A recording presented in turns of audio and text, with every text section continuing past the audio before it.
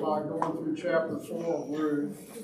And I think we've learned a lot, and I think and then we've seen the importance of why Ruth is in the Bible the way she is. And tonight we're going to see a lot of things about Jewish,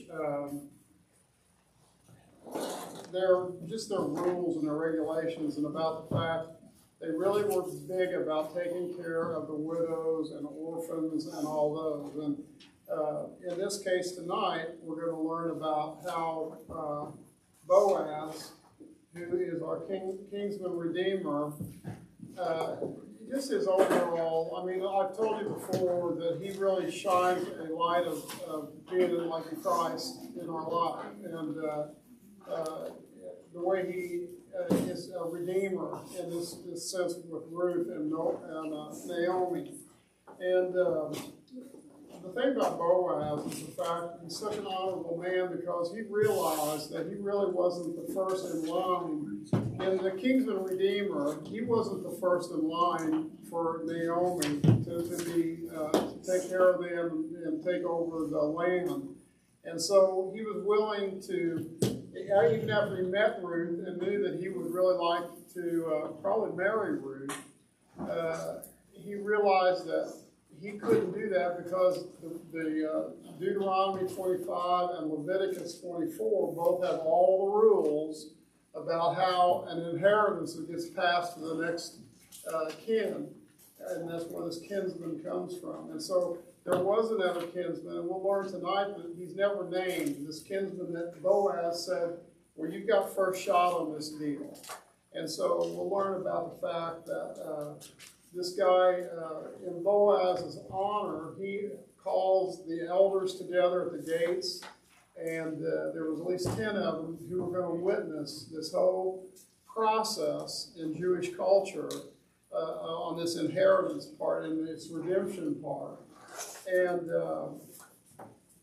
so it's pretty interesting, all the things that I've learned about this. And what we really see a lot about here is the bridegroom. I mean, in this case, Boaz will be a bridegroom, but I really is painting a picture of Jesus being the bridegroom and again, us being the bride. And we see that very often. The book of Ruth opens with 3 funerals, but closes with a wedding. That's the great part about the Ruth story. It starts out pretty sad when Naomi loses her husband and her 2 sons. And but then now we really see things coming together, and great things are starting to come together.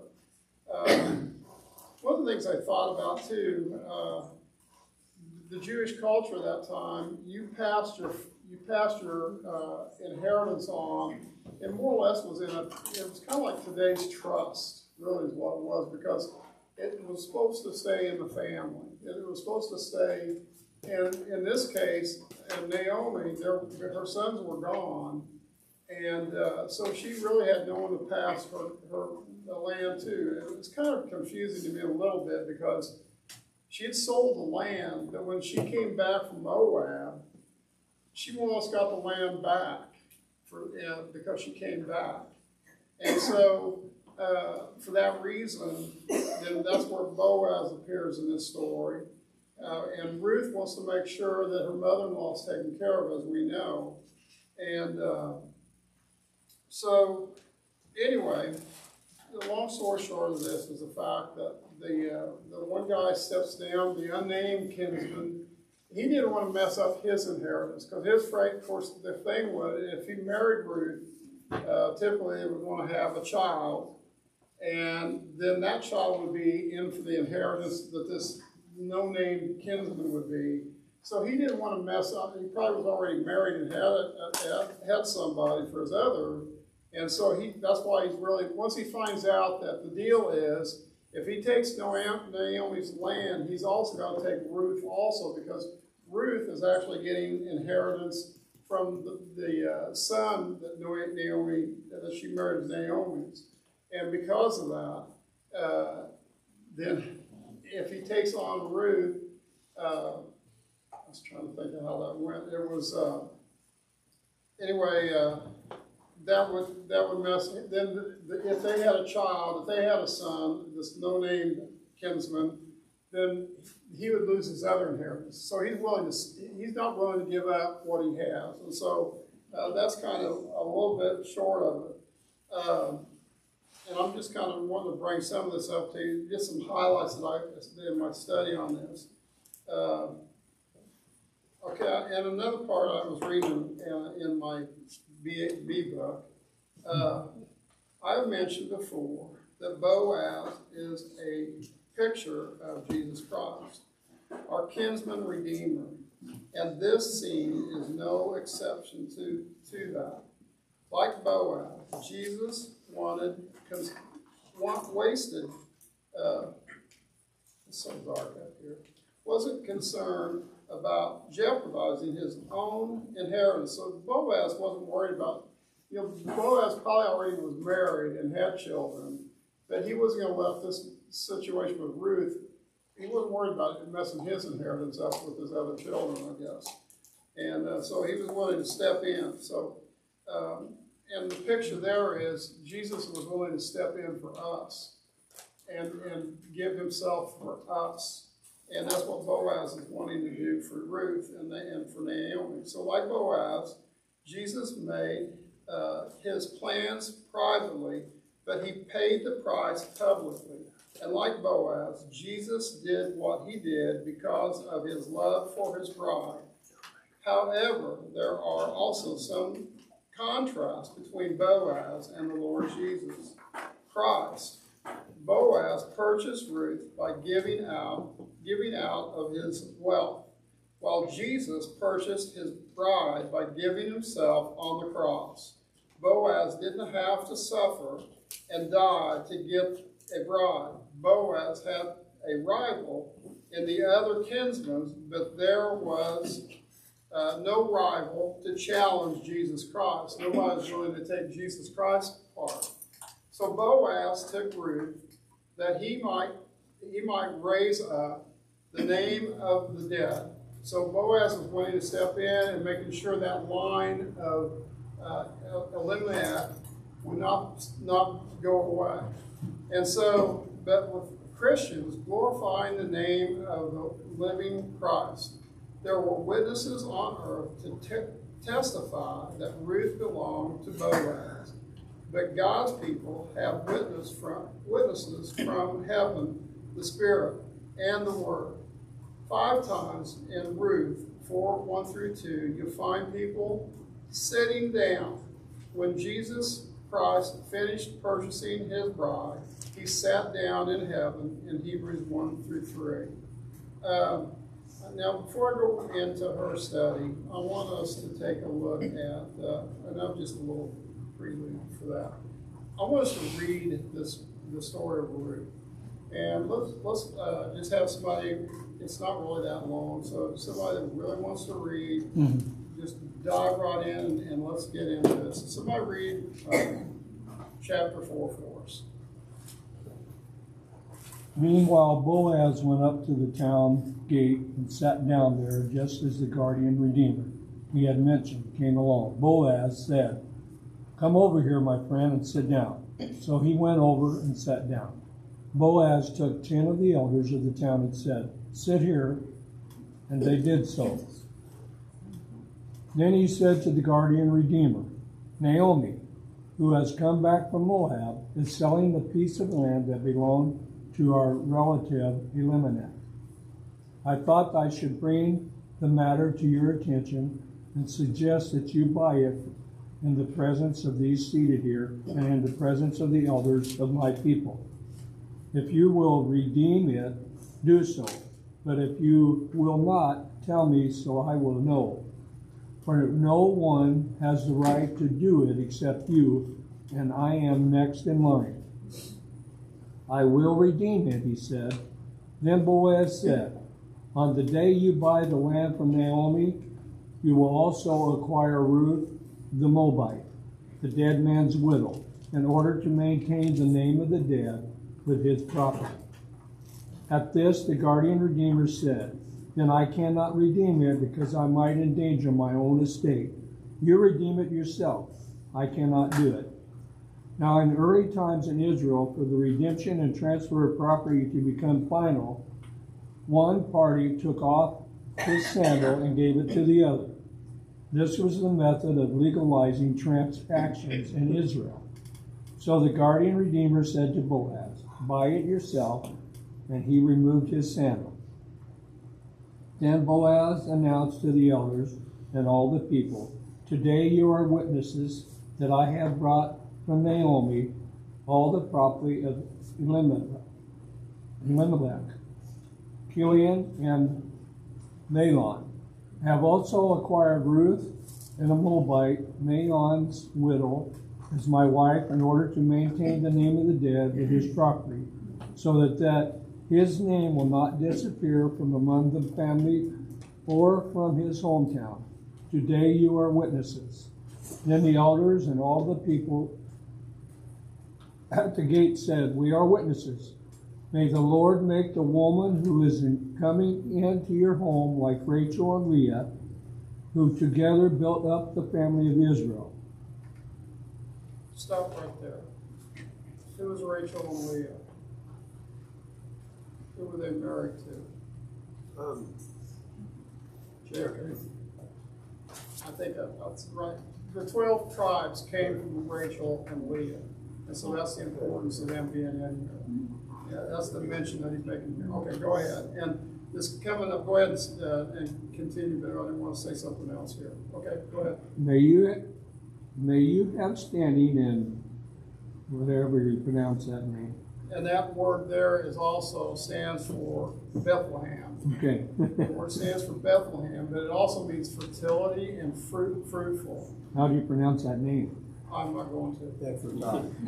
Huh? Ephrathah. Ephrathah. There you go. Ephrathah, and be famous in Bethlehem.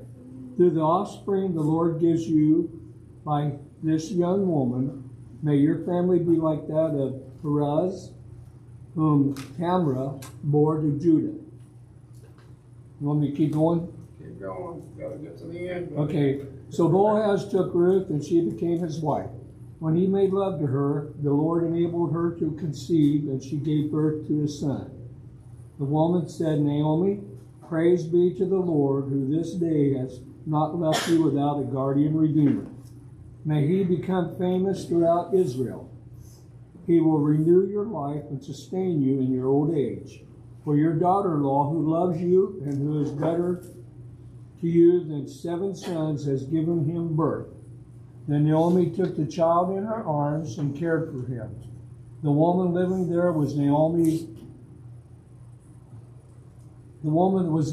said, "Naomi has a son," and they named him Obed. He was the father of Jesse, the father of David. This is then in the family line of Perez. Perez was the father of Hezron, Hezron the father of Ram, Ram the father of Amminadab, Amminadab the father of Nahshon, Nahshon the father of Salmon, Salmon the father of Boaz, Boaz the father of Obed, Obed the father of Jesse, and Jesse the father of David. And so what we know here is if you continue that lineage out, then you get to Jesus through this lineage right here. And and that would be on Joseph's side. And there was another big word that I think you used back in, let's see,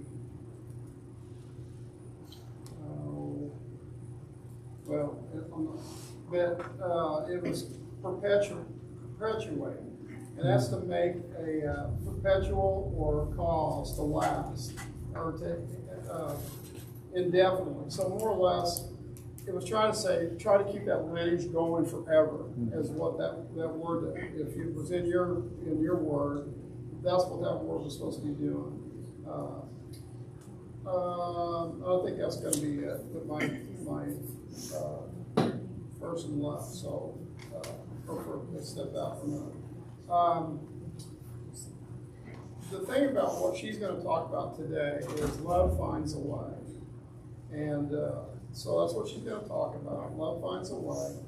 The word redeem means to set free by prayer or I can read my writing. So, anyways, media person, take it away. Wife of noble character, who can find? She is worth far more than rubies. Her husband has full confidence in her and lacks nothing of value. She brings him good, not harm, all the days of her life. She gets up while it is still night. She provides food for her family and portions for her female servants. She sets about her work vigorously. Her arms are strong in task. She opens her arms to the poor and extends her hands to the needy. Her husband is respected at the city gate, where he takes his seat among the elders of the land. She is clothed with strength and dignity. She can laugh at the days to come. She speaks with wisdom, and faithful instruction is on her tongue. She watches over the affairs of her household and does not eat the bread of idleness. Her children arise and call her blessed, her husband also, and he praises her. Many women do noble things, but you surpass them all. Charm is deceptive, and beauty is fleeting, but a woman who fears the Lord is to be praised.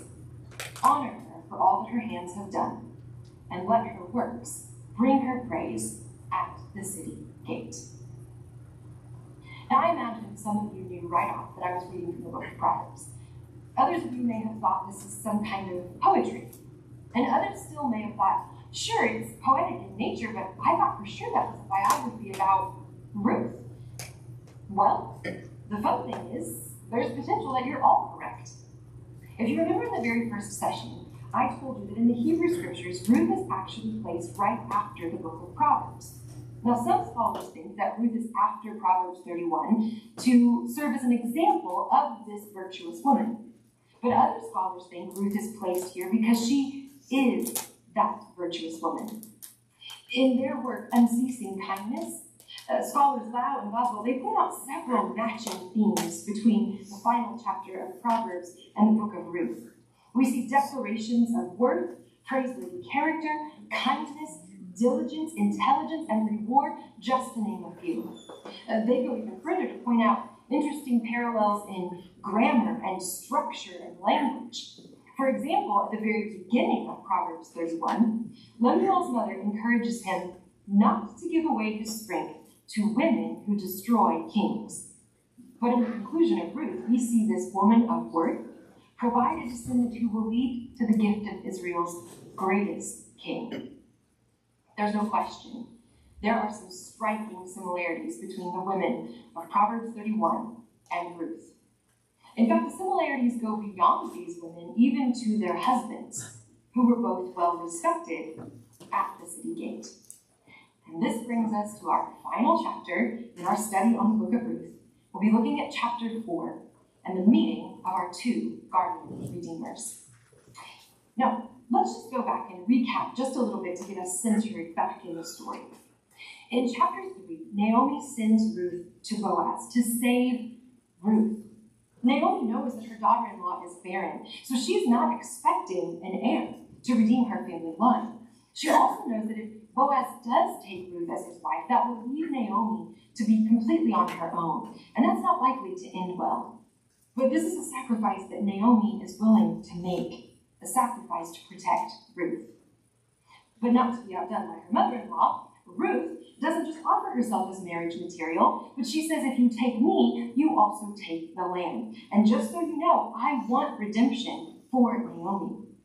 So Naomi pours out chesed on Ruth, Ruth pours out chesed on Naomi, and because of their dual acts of sacrifice for one another, Boaz pours out chesed of his own. He promises that he will see to it that redemption will be realized. And oh, if that is not the gospel. Now, we have waited to address this Redeemer aspect of the book of Ruth until the end. However, the Hebrew root of the verb redeem is used of a person 21 times in this small narrative. That's pretty significant.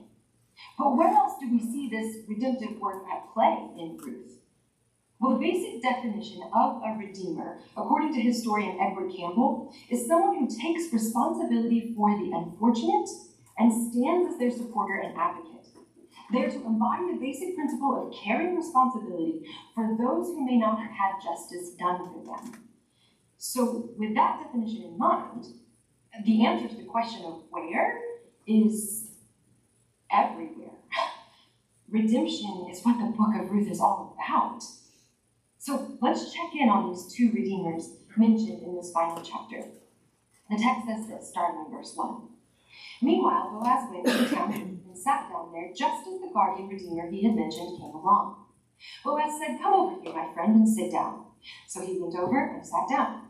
Boaz took 10 of the elders of the town and said, "Sit here," and they did so. And then he said to the guardian redeemer, "Naomi, who has come back from Moab, is selling the piece of land that belongs to our relative Elimelech. I thought I should bring the matter to your attention and suggest that you buy it in the presence of these seated here and in the presence of the elders of my people.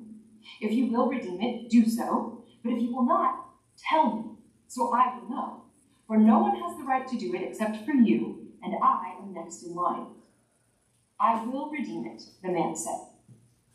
So Boaz leads with the proposition of land, and he leaves Ruth out of it at first, because whoever claims his property may be doubling their estate, and that's pretty appealing. Interestingly, though, Boaz brings up Naomi. He calls the land Naomi's land, and that was really pretty unheard of. Land would always be given to the sons, and few exceptions were made for daughters if there were no sons. But if there were no children, land would immediately go to the closest male relative. Care wasn't really given to widows in land matters. Remember, this is part of Naomi's living debt. So why aren't the elders raising an eyebrow here when Boaz claims that Naomi is the one selling this property? Well, this could be another reference to Boaz's reputation, to his clout, his influence in the community. It might also have something to do with his lineage. See, Boaz is a descendant of Nahshon, and Nahshon was one of Israel's greatest historical leaders. He was the commanding general of the largest division of the Israelite army. He was the first tribal leader to offer sacrifices at the dedication of the temple. And so if you are in the line of Nahshon, you're kind of considered Israel's first family. Clearly a natural-born leader. So apparently, if Boaz wants to make an allowance for a widow, so be it. That said, I think that naming Naomi here may have also been a ploy on Boaz's part to throw this redeemer off kilter, or maybe even push him to decline the offer. Because see, the land is enticing, but the widow, not so much. However, seeing as Naomi is without an heir or without the ability to provide an heir, this really is nothing but a lucrative offer. And so the Goel is all in until Boaz mentions Ruth. Verse 5. Then Boaz said, "On the day you buy the land from Naomi, you will also acquire Ruth the Moabite, the dead man's widow, in order to maintain the name of the dead with the property." At this, the guardian redeemer said, "Then I cannot redeem it, because I might endanger my own estate. You redeem it yourself. I cannot do it." So here's the expectation. Being a guardian redeemer means you gain more land, and more land means more profit, right? The unexpected reality is that being a guardian redeemer has a cost. Think about Elimelech's land. What happened to it all that time that they were away from Bethlehem? Well, we know that there was a famine going on. So while we don't know for sure, chances are that land has just been sitting there dormant all this time. That means that it's going to take a lot of work and a lot of resources to get that land back up and running. Now that's totally worth it if the land belongs to the Redeemer, but not so much if it has to be passed on to someone else. If this wife, this widow, Ruth, who's being redeemed, if she bears a son, that son does not fall in line with the Redeemer's other sons. Now this son will actually take the place of the previously deceased husband. And this means that any inheritance that grew for the Redeemer when this proposition happened upon marriage, it will now shrink when that son is born. And so a guardian redeemer would be responsible to use his own resources, finances, manpower, to make that land profitable and to keep it that way. But in the end, he stands to lose it all, which means that this redeemer has not only lost some of his own resources, but he's also dwindled the inheritance for his own sons by putting those resources in the redeemed plan instead of his own. So accepting the position of guardian redeemer when there is a fruitful widow involved, that is not a savvy business proposition. But it is full of opportunity for chesed. This is the second time that Ruth has looked at Boaz and essentially said, I see your law and I raise you love. And this is the second time that Boaz has met her unorthodox request without hesitation. Let's keep reading. Verse 7. Now in earlier times in Israel, for the redemption and transfer of property to become final, one party took off his sandal and gave it to the other. This was the method of legalizing transactions in Israel. So the guardian redeemer said to Boaz, buy it yourself, and he removed his sandal. Now I don't know about you, but this sandal transaction part has always been a bit puzzling to me. I understand we're talking about a different culture here, but haven't you ever wondered where this came from? Well, apparently the original audience for Ruth wondered that as well, so we have this explanation. But let's go to a text where we see this explained a little bit further. Deuteronomy 25. Now in this chapter, this is actually where we see the Levirate law about marriage, marrying the widow. All of that is laid out, the purpose behind it. But when you get down a little further in verse 7, this is what it says. However, if a man does not want to marry his brother's wife, she shall go to the elders of the town gate and say, my husband's brother refuses to carry on his brother's name in Israel. He will not fulfill the duty of a brother-in-law to me. Then the elders of his town shall summon him and talk to him. And if he persists in saying, I do not want to marry her, then that brother's widow shall go up to him in the presence of the elders, take off one of his sandals, spit in his face, and say, this is what is done to the man who will not build up his brother's family line. That man's line shall be known in Israel as the family of the unsandaled. Well, I guess that clears things up. No. But here's what we do know. There are several places in the Old Testament where the symbolism of sandals comes into play with land. Psalm 60 is one example. God throws a sandal onto Edom, and it seems that he's claiming this land to be his own. We also know that both Moses and Joshua were commanded by God to remove their sandals when they were on holy ground, on God's land. There's even extra biblical resources from the second millennium that cite a landowner lifting his foot off of his property and placing the foot of the new owner on the property. So this gesture here in Ruth chapter 4, it seems to follow suit in simply symbolizing a land transfer before the watching eyes of the elders of the town.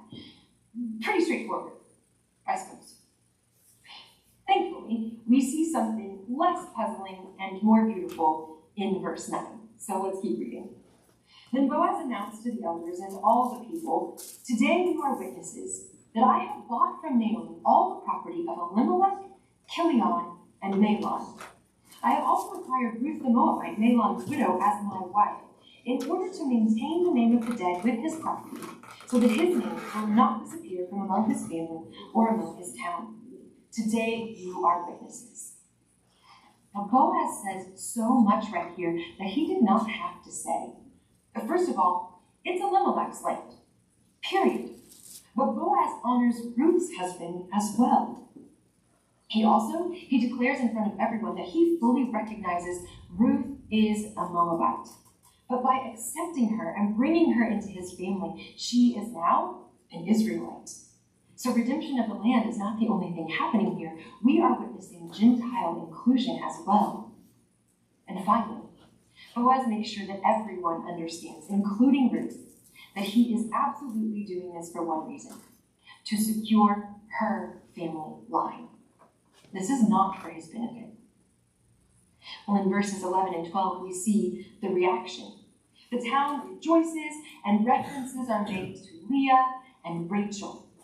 Now, these women are matriarchs of Israel. They are the mothers of the 12 tribes. So because Boaz has given a blessing to Ruth, she now receives Bethlehem's tribal blessing as well.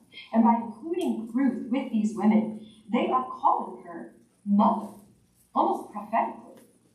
Now, we also see a reference to Tamar in regard to Ruth. This would have been less common in blessings of marriage and family, but it's likely that they're drawing a connection between these two women who were both widowed outsiders, but were made insiders. And then in verse 13 it says, "So Boaz took Ruth, and she became his wife.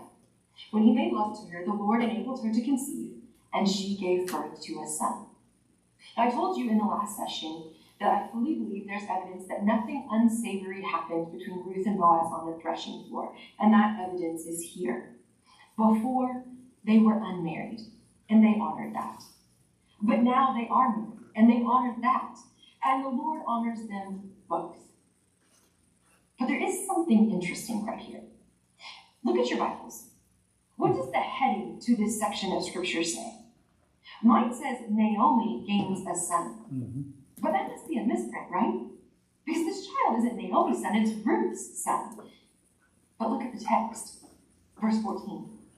"The women said to Naomi, 'Praise be to the Lord, who this day has not left you without a guardian redeemer. May he become famous throughout Israel. He will renew your life and sustain you in old age. For your daughter-in-law, who loves you and who is better to you than 7 sons, has given him birth.' Then Naomi took the child in her arms, and she cared for him. And the women living there said, 'Naomi has a son.'" Naomi has a son.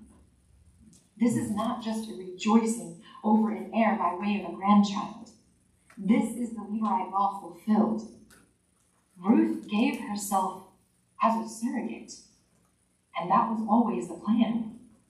It was Elimelech's land and Elimelech's name, and it's Elimelech's widow that Boaz redeemed. Ruth just simply offered her womb as a way to make it all happen. A broken womb, but a willing one. Her final act of hesed. But take heart. In a moment when it seems like Ruth has all but been forgotten, she is also praised. Notice what the women say to Naomi about her daughter-in-law. That Ruth is better than 7 sons. Now, this is not just flowery language right here. This is significant. Take the book of Job, for example. Job loses what is considered the perfect family. 7 sons and 3 daughters.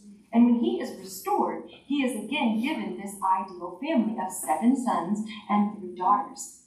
But these women here are saying that that may be ideal for some, but today only 1 daughter is needed, and that is Ruth.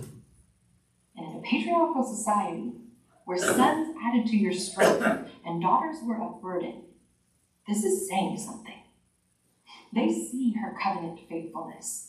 They see her sacrificial love, and they raise their proverbial glass.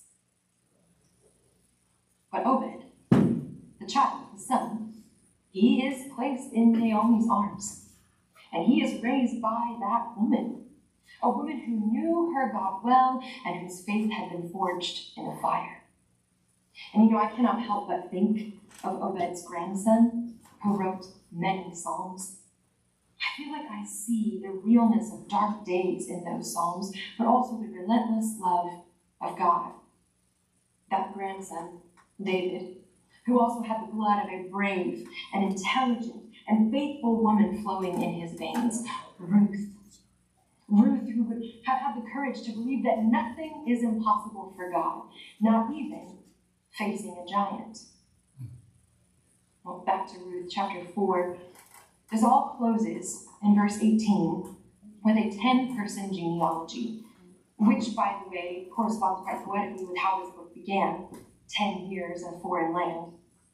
The genealogy begins with Perez, whose mother Tamar was just mentioned in the blessing over Ruth and Boaz. And then you'll notice Boaz is mentioned 7th, perhaps a shout out to Ruth, who is better than 7 sons. And of course it ends with the name David. And the book ending is complete. Ruth chapter 1 verse 2 says that Elimelech was an Ephrathite from Bethlehem in Judah. And 1 Samuel 17:12 says that David was the son of an Ephrathite named Jesse, who was from Bethlehem in Judah. Redemption. It is an undeniable theme here in Ruth and really throughout the entire story of God. All throughout the Old Testament, we see God put laws and people in place to redeem the foreigner, the fatherless, and the widow.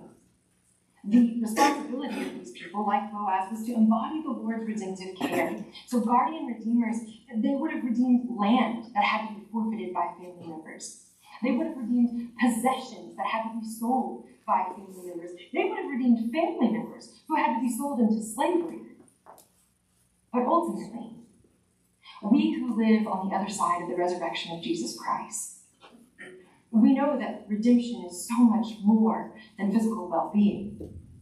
But redemption in its highest form is the salvation of our souls. See, redemption is Ruth's story, yes, but it's also our story. We struggle to survive in our brokenness. But we were told that there is a promise.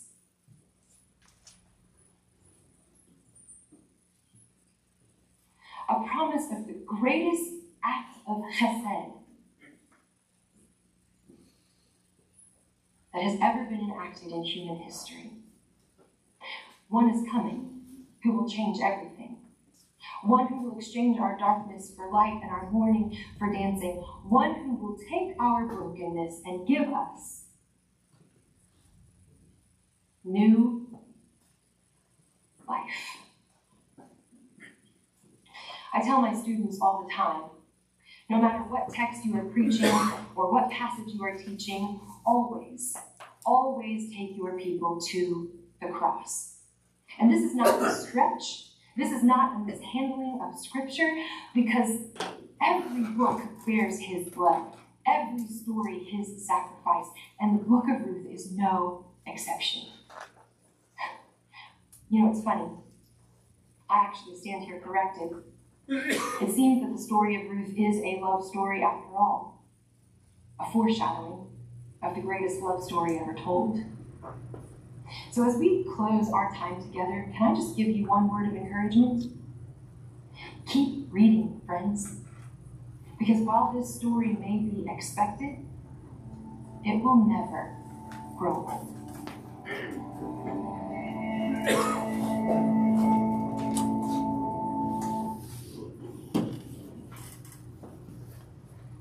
When I think about this story, the important part I think about is the fact that there was a bridge made between the Jew and the Gentile, and Jesus died for both. And I think that is the real key to this story of both of those. I'm going to end it. Was there anything else about this story about Ruth? How did you enjoy this story on Ruth? Any questions about it?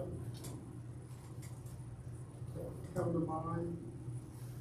It's just a great book, and I mean, the more I get into the Old Testament, just Jesus is all over. Like you said, he's all over the Old Testament. He was there from the very beginning, and he never ends. And so that's the great part of this. How many times was redeemed used in Ruth? So what? The first question on here? I missed it. I think it was 21. 21, yeah. Yeah. All right. Anything else? I never thought about the comparisons of a woman in Proverbs 31 and the book of Ruth, so that was interesting. Yeah, I didn't see that either until you brought that why, because I never really understood why that Proverbs 31 was there, and then now it makes all the sense because it was part of it. It was already there, actually. Anything else? Well, I think we'll pass out the prayer cards.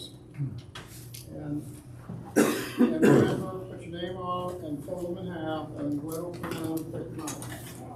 Okay?